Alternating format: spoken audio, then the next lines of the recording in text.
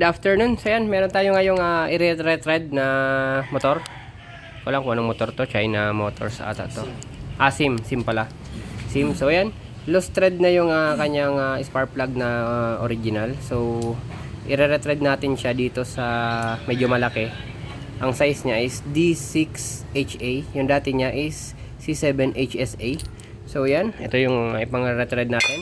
So, itong twist, ang problema is kapos na talaga sa budget yung client natin. So, hindi niya na talaga afford na bungkalin pa yung cylinder head para makapag-retread. Kasi, hindi naman pwedeng i-retread to na rekta dito kasi papasok dito yung dumi sa loob, ayun yung mga matatanggal na metal. So, yan, gagawa natin ng paraan. Gagamit tayo ng ipinagbabawal na gamot, IST na technique.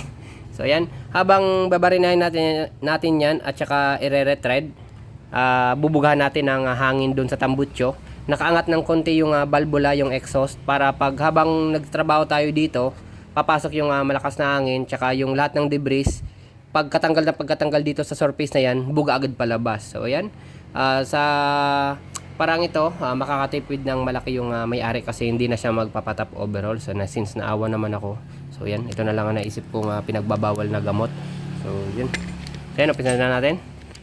Bali, sinukat ko na pala yung yung lalim kung hanggang saan lang tayo bago tumama sa valve. Medyo may gap, meron na yung gap na konti, ay na clearance na konti para nasa safe area tayo, pero hanggang dito lang naman yung thread nya.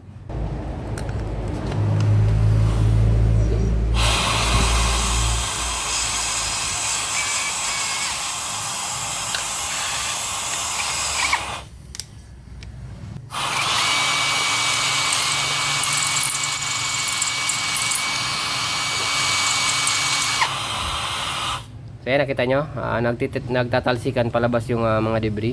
Ayan, sa papre.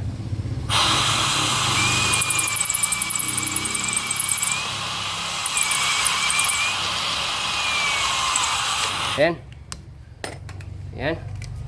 Okay na yung barina natin. 10.5 mm. So yan, tingnan nyo.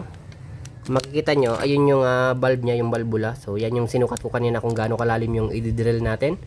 So yan, walang debris na natira sa loob kasi binuga lahat palabas. So yan, i-thread na natin palabas. Ay hindi, palabas. I-thread na natin yung butas. So yan, ito yung gagamitin natin.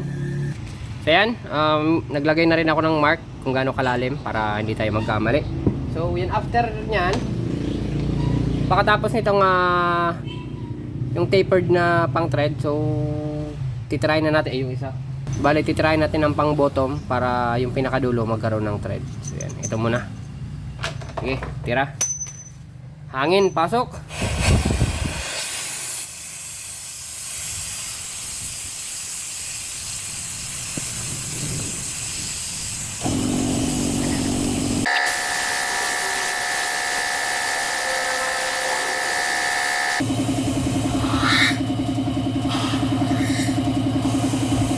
Ayan, so ayan, tapos na yung natin, yung pinaka tapered na pang thread. So ayan, tira na natin yung isa.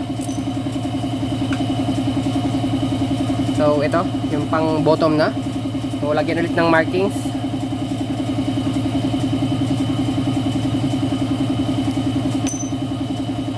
Ayan, kung makita nyo, andito yung debris, tinapon palabas, dumikit sa tape.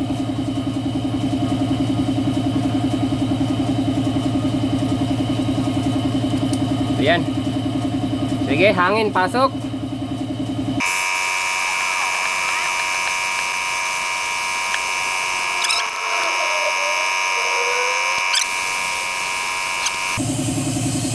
Hindi na ako naglagay ng langis kasi magiging sticky yung surface, tsaka hindi mailalabas lahat ng debris. So, yan. So, ayan, okay na. Okay na. Doblen din natin dito para siguradong walang matitira sa loob. So yan, kung mapasin nyo, walang naglipadan palabas kasi halos na ilabas naman lahat ng debris. So yan, kick muna natin, tingnan natin kung may compression. Yun, lakas. Yan, lagyan na natin yung spark plug.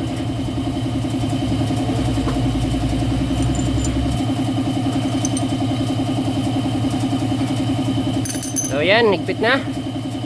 Ilagay natin yung yung spark plug wire. Hindi na spark plug cap. So yan, testing natin. Pandar tayo, pandar. So yan.